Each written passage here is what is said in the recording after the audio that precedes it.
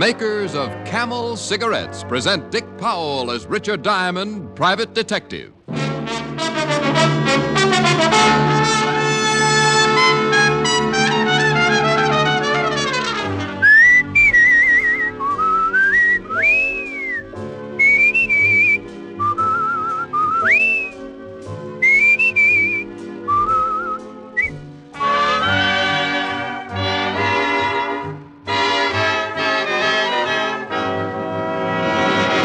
No other cigarette has Camel's rich, full flavor, the flavor of Camel's costly tobaccos. And no other cigarette gives you this proof of mildness. In a coast-to-coast test of hundreds of people who smoked only Camels for 30 days, noted throat specialists reported not one single case of throat irritation due to smoking Camels. Make a note. Think of your throat.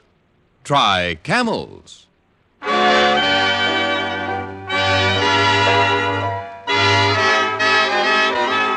Here transcribed is Richard Diamond, Private Detective, starring Dick Powell.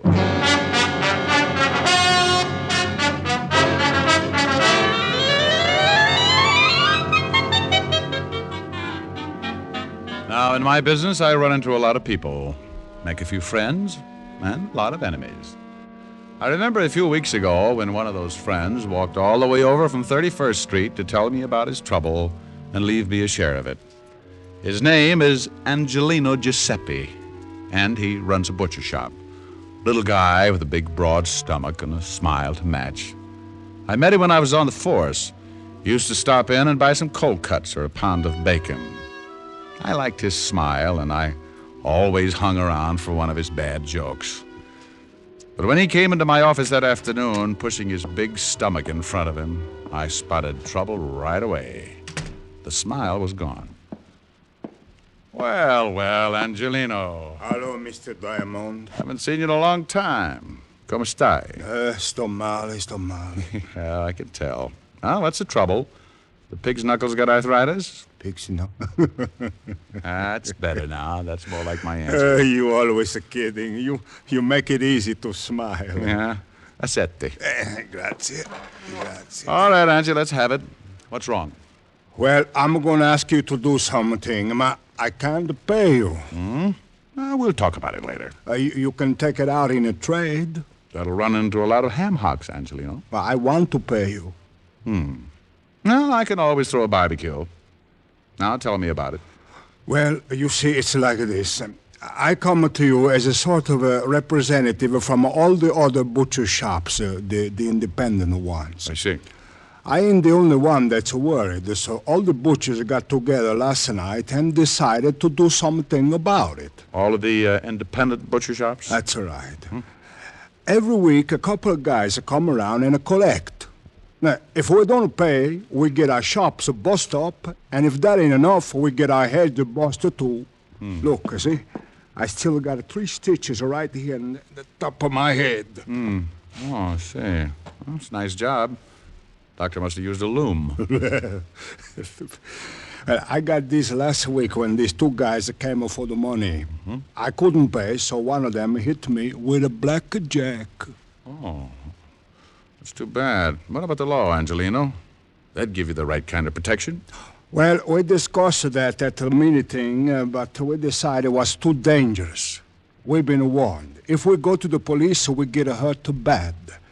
Well, we all got families, Mr. Diamond. We can't take the chance. Now, have the 2 men who beat you up been back? No, but they will be.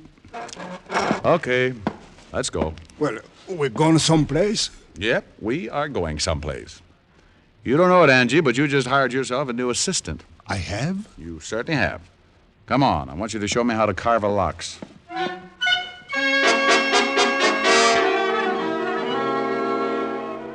Well, that's what happens when your reputation gets around the butcher shops. I'd been telling Angelino what a great detective I was for the past 10 years, but I should have known he'd never take my word for it, so I had to prove it. We went out, grabbed a cab, and 15 minutes later I was standing behind the butcher shop counter. Angelino handed me a white apron. I don't get it. Why you want to be a butcher? Angie, you want me to get a line on these guys who do the collecting, don't you? Well, sure. Well, I can only think of two ways I could watch them and not look suspicious. Make like a butcher, or crawl in with the ground round. Crawl in. Think of what would happen if someone looked down for the price of ground round and caught it staring back at them. That's so funny. Oh, now, come on, Angie. It wasn't that funny. Well, oh, customer. Huh? Nothing like learning firsthand. Let me handle the sale. Well, you think you can? Sure. Here she comes. Oh, good morning, Mrs. Hennessy. Oh, good morning, Mr. Angelino. Well, business must be good. I see you have a new butcher. Oh, yes. This Mr. Hangtooth. Mr. Hangtooth. Hangtooth? Good morning, Mrs. Hennessy. Something I can do for you? Oh, yes. How much is the lamb shoulder today? Which one? What? Look, maybe you better let me... Relax, Angie. I'll make it. Which shoulder would you like, Mrs. Hennessy? Is there a difference, young man? Oh, yes. You see, this lamb here is really a ram. A ram? That's right. Hurt his shoulder playing against the Cardinals last season. We're also selling his shoulder pads at 21 cents a pound. Mr. Angelino. You'll find him hanging in the back with the spare ribs. Now, Mrs. Hennessy, if you can tell me which shoulder you want, I'll wrap it up and send it off tackle between the liver and the... Well, I never. Of course you haven't. That's the trouble with you people. Here's a nice little ram that played his heart out. And... Oh, by the way, the heart is special today, 11 cents a pound. Angie. She's gone, huh? Like laundry in a tornado. But what do you want to do that for, Mr. Diamond? She was one of my best customers. I wanted to get her out of here, and I wanted to get her out in a hurry. Just as she came in, I spotted two guys heading this way, and when they saw her, they backed off. Look, they're standing across the street right now. Where? Right over there. You see them? In front of the drugstore. Yeah, that's them. It is? They're the ones that hit me. They're the ones that come around collecting. Well, they're coming again. You better duck. I'll take care of it. Well, listen, please, you be careful. They're pretty rough monkeys. Go on, Angie, and beat it. They're almost here. All right. I'll be in the back. Okay. How mile can a cigarette be? Make the camel 30-day test and you... Well, good morning, gentlemen. What can I do for you? Hey, where's Angelino? Oh, well, he's out buying some old buffalo. I'm the new assistant. Buffalo? Shut up. Well, tell me, new assistant, when'll he be back? Well, it's hard to say, gentlemen. These buffalo are in Wyoming. Oh, yeah? Carl, I think this guy's trying to be funny. You, my friend, win yourself a lamb chop. How'll you have it, with or without the bloomers? Hey, you know, some Red, I think you're right. Hey, what's your name, laughing boy? Hangtooth. Hangtooth? Oh, I'm going to have more fun with that. So's everybody. Well, look, Hangtooth, you know who we are? How many guesses? You won't need even one. We're in a hurry. We're collectors. Oh, well, we put all the scraps out and back in a can. You can't miss it. I don't like you. Well, I have a friend. Maybe we could double date. Look, let's stop the clowning. If Angelino didn't tell you about us, it's gonna be too bad for you. We're here for some money. We get every week $25. Yeah, last week Angelino didn't have it, so he accidentally hit his head. We figured that all that blood would make him remember it this week. Well, I'm sorry, friend, but Angie didn't say anything about it. Tell me, what does he pay you boys for? Oh, little things. Protection, mostly.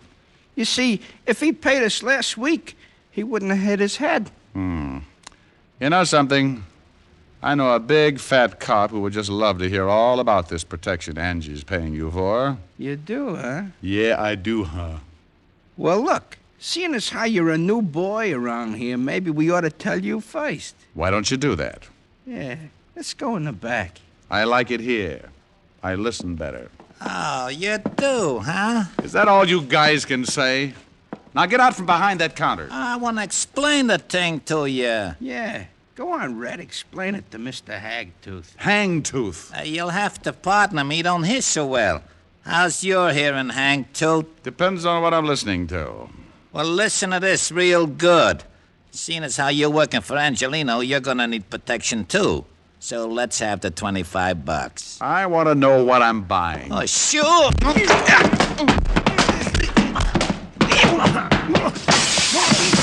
Hit him this time.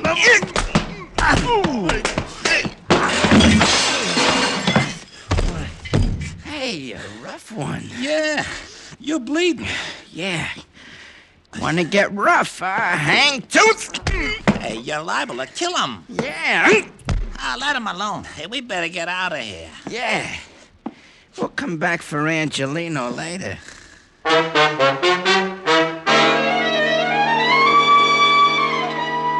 Well, you really can't blame brave little old me for going to sleep at that point. One I could have handled. But in that cramped space behind the counter, with both of them coming from different directions, I had to give it up sooner or later. And I did for about 20 minutes. When I finally snapped out of it, I looked up and saw 3 heads staring down at me. 2 herring with Angelino in the middle. Mr. Diamond, you're right. Oh, lovely. Here, let me help you get up. Swell.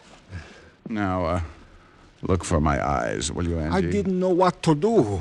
I guess I should have called the police. Oh, fine time to tell me.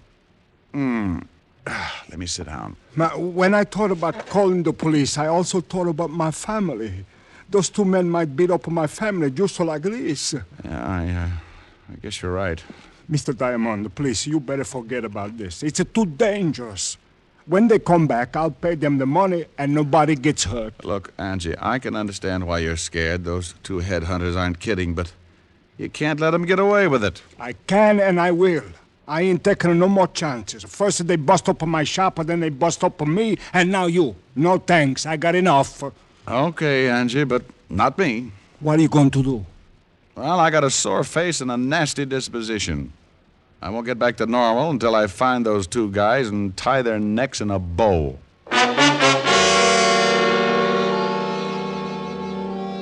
I left Angelino's shop and headed for the 5th Precinct Police Station. I wanted to look up 2 sure bets for the police gallery. One named Carl and the other Red. 2 guys who went around scaring poor little businessmen like Angelino. By the time I reached the station, the aches from the beating were making me very unhappy. And when I walked into the squad room, I spotted something that didn't make things any better. Yeah, what are you... Holy cow, Diamond. Well, Sergeant Otis, I'm glad you noticed. Means I put myself together all right. What happened to you? Don't be silly. I always bleed just before lunch. Well, how did it happen? It wasn't easy. Is the lieutenant in? Sure, go ahead. Well, thanks.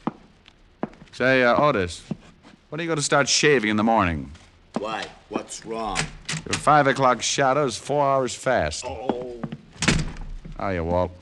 Wow. What hit you? Wait till the bruises show up. I come on in Technicolor. Someone sure did a good job. Yeah. That someone is 2 guys, Walt. One named Red and the other Carl. Red and Carl. Yeah. I got closest to Red.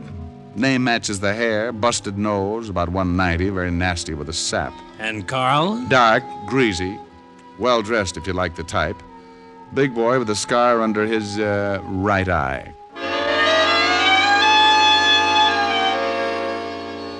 I gave Walt the complete descriptions and briefed him on what had happened in Angelino's shop.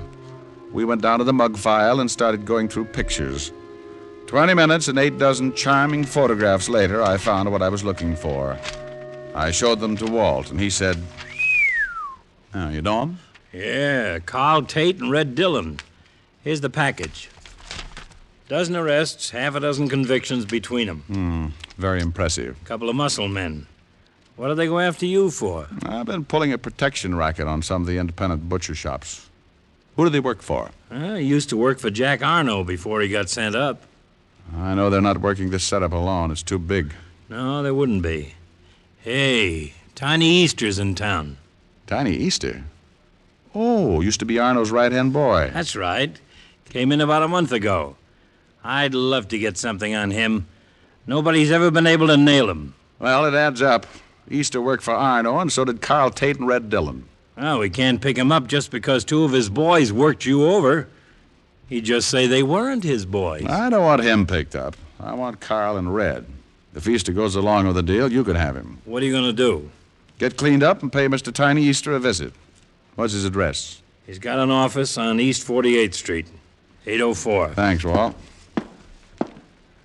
Tiny's a bad boy.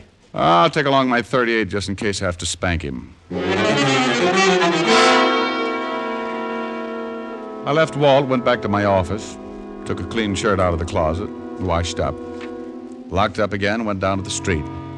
I grabbed a cab, and 20 minutes later, I was standing in the reception room of Tiny Easter's office. A big guy with a bulge under his arm was trying to be as unreceptive as possible. So you want to see Easter? You have an appointment? No, I haven't got an appointment. Now, tell Easter I'm out here. What's your name? Oh, you're going to get hung up on this. What do you mean? The name's Hangtooth. What? I see. Now, make like an office boy and tell Easter I got a message for him from Carl and Red. You're a pretty fresh guy, aren't you? Yeah, and I'm going to spoil if I have to stand around much longer. You can spoil rotten for all I care. You're not going to see Easter. He's busy. Okay. You know, you get so excited you'll ruin your stomach someday. Oh, I don't think so. You don't, huh? Skeptic. What are you on? I'm collecting scalps. How'd you get by Lefty? He's tied up with a stomach ache. Swallowed a fist. Okay, so you got muscles. Also, you got a pushed-in face. Lefty do that? Carl Tate and his blood brother Red. Oh? What you come to me for? They're working for you, aren't they? You smell like a cop. Name's Hangtooth. I doubt it. And good for you. I'd hate to go through that again. I'm a private cop. Well, now, good for you. I was in a butcher shop when your two boys wandered in and started playing squash with me. I don't like to get pushed around, Easter, and I don't like your racket. I want Carl and Red, and if I get you along with them, the state will hang a medal on me. Looks like you got nothing to lose. Don't look at it any way you like. Now, what about your two playmates? I don't know what you're talking about, Shamus. Never heard of those two guys. I don't think you understand, Tiny. I'm pretty mad. I'm going to find these two guys, and I'm going to do it even if I have to be unpleasant with you. Just what do you mean by unpleasant, Mr. Hangtooth? You break a leg, that's unpleasant. Ow! Don't try to pull a gun on me. You busted my hand. Take your foot off. Drop the gun in the drawer. Okay. My hand's busted. Now take the hand out, empty. Oh. Now let me explain it again. If you go out and shoot 12 people tomorrow, I'm going to be sore about it. But when you start intimidating a bunch of hard-working little guys and their families, I go off like a skyrocket. And then when a couple of your cheap gunsels push me around, I explode. I tell you, I don't know these guys. Oh! Look, Easter, please believe me. I don't know them. You worked with them in Chicago. Ah! I'm telling you the truth, Easter. I'll work you over till you look like an eggplant in a subway. Look, whatever your name is, I got boys. They'll take care of you. Who's going to tell them to do it? I am. With your jaw broken? Oh! Now, where do I find Carl and Red? Oh, you knocked all my teeth loose. I got 31 to go. I guess you really don't understand. Yes, I understand. Oh. Now, where are they? You still need some encouragement? No, in the warehouse by the 14th Street docks. What warehouse? Rogers and Sons. Big sign on the top. You mind if I use your phone? Go ahead. Don't you know it's not polite to listen, Easter? Well, what do you want me to do? Go to sleep. No!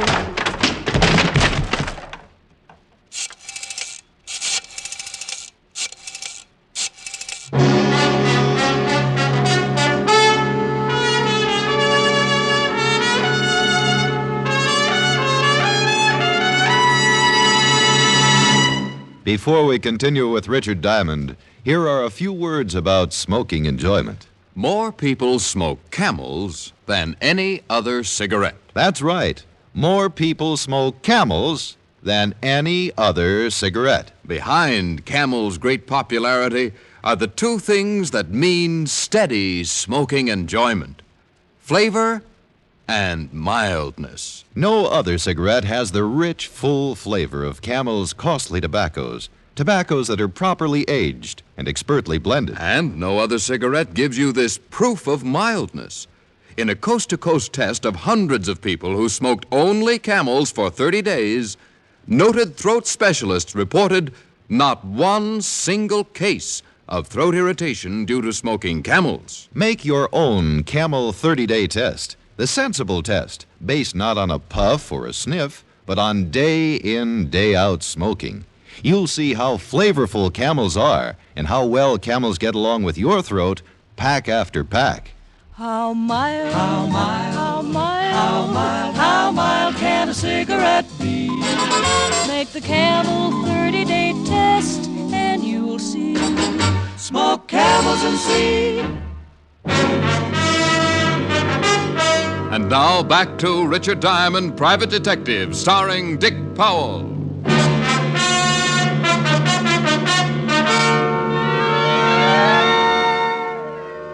I put in a call to Walt and told him what had happened. He said he'd send a couple of men down to pick up Easter and agreed to meet me at the warehouse. It was getting late in the afternoon when my cab pulled up near the river and I got out. The cold breeze was kicking up little patches of white on the water, and the light fog was moving in from the Atlantic as I started down toward a big building with a sign on the top that read, Rogers & Sons Importing. The place was boarded up, but a window in the basement showed signs of recent use, so I jimmied it open and dropped down on the dark, cold pavement. I held my breath and listened. The place was as quiet as a tomb, so I moved across the room until I found a flight of stairs and went up to the main floor. I opened the door and listened again. Hey, it sure is getting cold in here. Yeah, How long are we gonna have to stay here? till Easter tells us to leave. Now relax. It was Carl and Red, all right. They were somewhere in the warehouse, so I kept on my toes and moved as quietly as possible toward the voices. You wanna play some cards or something? Yeah, it's okay with me. I don't know why we got to hide out like this. Because Easter said to, that's why. We gotta stay cool till he finds out about that guy we worked over this morning. Hagtooth? Yeah, might have been a cop. So what? We were cops over before. I'm cold. Look, just steal the cards. Yeah? What? He did, huh? Hey, what's the matter? Boss! Hey! What's the matter? I don't know, that was Easter. The guy we worked over was in his office, tied him up. He got loose, but the guy's headed down here. Hagtooth? Yeah, just as Easter was gonna say what to do, sound like he got in a fight. The cops? Yeah, I think we better get out of here. Afternoon, boys. Huh? Hagtooth. Hangtooth. Come back here, Carl. Help me. You shouldn't have pulled a gun, Red. Since when do you butchers carry rods? Since we get pushed around by guys like you. You're the doctor. I'm shot bad. I can't take it back. They'll all be here in a minute. You're a lousy butcher. I hope Carl pays you good. I'll see that he gets the chance to try. I left Red lying on his face and ran toward the front of the building. The only way out was that window in the back, and Carl was sure to be hiding somewhere in the dark, hoping to get around me and head for the basement. There were a dozen places to hide in that warehouse, but I had one advantage. He couldn't see me any better than I could see him. I stopped and listened. Come on, Carl. Red's hurt pretty bad, and the law's on the way. You gotta get me before you can get out of here.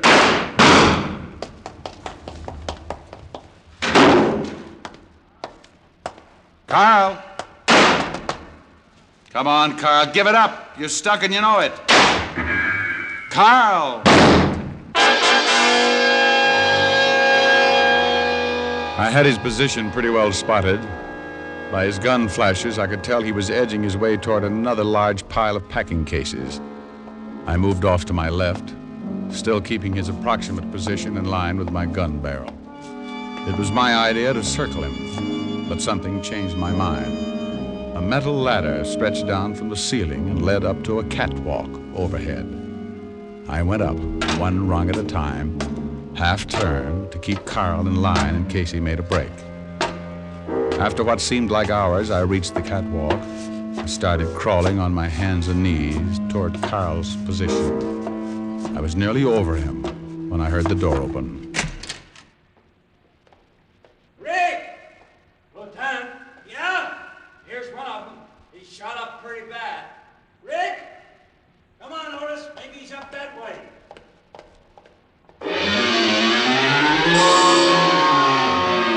I couldn't answer him, and he was heading right for Carl. I kept looking down, hoping Carl would show himself. Walt got nearer, and I held my breath. Just then, Carl stepped out and aimed his gun at him. I beat him to it. Lieutenant, shut up. It's okay, Walt. I got him. Where are you? I'm up here on the... Oh. There he is up there. Rick. Good grief. Yeah, good grief. Get Otis out of here, will you? What's so funny, Lieutenant? If you knew Otis, you could rib Diamond for the rest of his life. Yeah?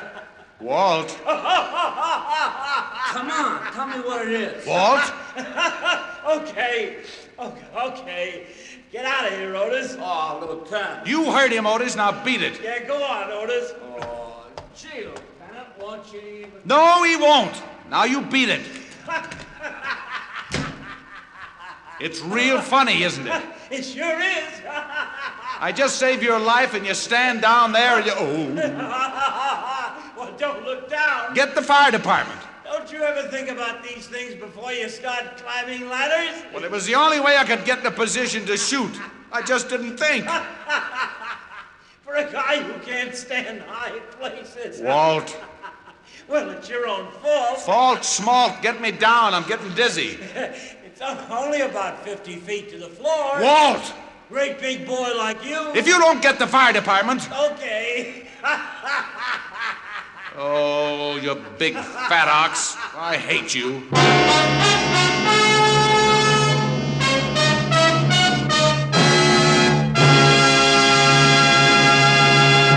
Dick Powell will return in just a minute. According to a repeated nationwide survey, more doctors smoke Camels than any other cigarette. Again, doctors in every branch of medicine, doctors in all parts of the country have been asked what cigarette they smoke. Again, the brand named most was Camel. Friends, make the sensible cigarette test. Smoke only Camels for 30 days, and you'll see why so many people say, once a Camel smoker, always a Camel smoker. And remember, your best buy is Camels by the carton. How mild, how mild, how mild, how mild, how mild can a cigarette be? Make the Camel 30-day test and you'll see. Smoke Camels and see. Here's Dick Powell with a special message. Thank you. Ladies and gentlemen, many men who have served valiantly in our armed forces are hospitalized. And as a tribute, the makers of Camels send them gift cigarettes to hospitals in the country and overseas. This week's Camels go to Veterans Hospitals, Dallas, Texas, and Phoenix, Arizona, U.S. Naval Hospital, Pensacola, Florida, and to all hospitals operated by the European Command of the U.S. Army. Now, until next week, enjoy Camels. I always do.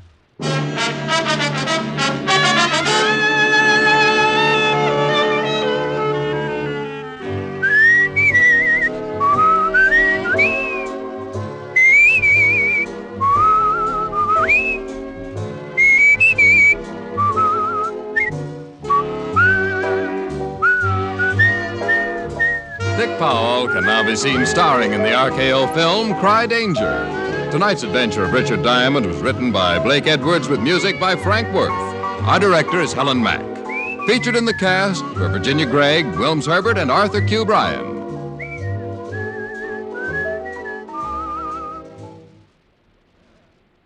Men, whether you buy the handy pocket tin or the big 1-pound tin of Prince Albert, you're in for real smoking joy.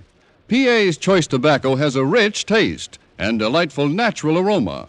It's specially treated to ensure against tongue bite, and it's crimp cut for smooth, even, cool smoking. Get Prince Albert, the National Joy Smoke, America's largest selling smoking tobacco.